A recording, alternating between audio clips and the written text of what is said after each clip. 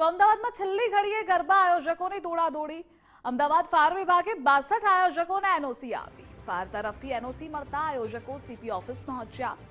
મંજૂરી મળે તો આજે ગરબા યોજાય તે માટે આયોજકોના આ પ્રયાસ છે.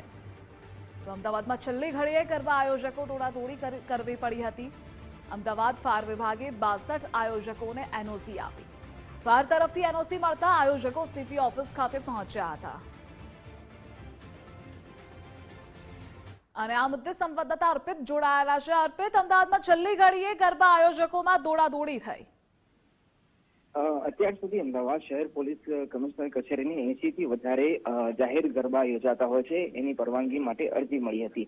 હવે પોલીસ દ્વારા ત્યારે જ અરજી આપવામાં આવતી હોય છે ત્યારે તમામ ધારાધોરણ અને જે જરૂરિયાત હોય, સેફટી પર્પઝ હોય અથવા તો ગરબાને આયોજન સરળતાથી અને સુરક્ષિત રીતે આયોજન થઈ શકે એ પ્રકારની તમામ વ્યવસ્થા હોય ત્યારે અંતે પરવાનગી આપવામાં આવતી હોય છે પોલીસ દ્વારા. ત્યારે ફાયર એનઓસી મુખ્યત્વે મહત્વની બની જાય છે. એટલે અત્યાર સુધી આ 80 થી વધારે પૈકી 62 જેટલા ગરબા આયોજકોને અમદાવાદ શહેર ફાયર વિભાગ દ્વારા પરવાનગી આપી દેવામાં આવી છે.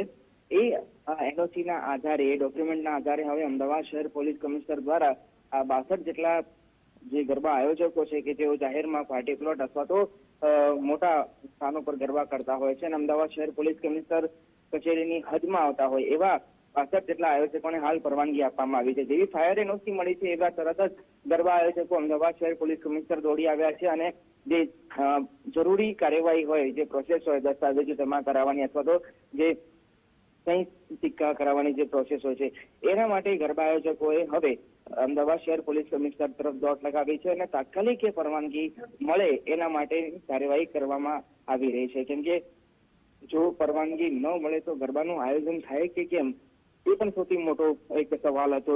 જેથી હવે જેટલા આયોજકો છે જે પાર્ટી પ્લોટ અને ફાર્મ હાઉસ અથવા તો મોટા મોટા સ્થાનો પર ગરબાનું આયોજન કરી રહ્યા છે તમામ લોકો શહેર પોલીસ કમિશનર કચેરી સુધી પહોંચ્યા છે અને બની શકે છે જે બાકીના આયોજકો છે એમને પણ સાંજ સુધીમાં જો એનઓસી મળી જાય ફાયર વિભાગની તો એમને પણ પરવાનગી આપવામાં આવી શકે છે. પરંતુ હાલ આંકડો ક્લિયર થયો છે કે 62 જેટલા આયોજકોને ફાયરની એનઓસી મળી છે. એના આધારે હવે પોલીસની પરવાનગી પણ તેમને મળવા જઈ રહી છે. અર્પિત, જોડાવા બદલ આભાર આપનો.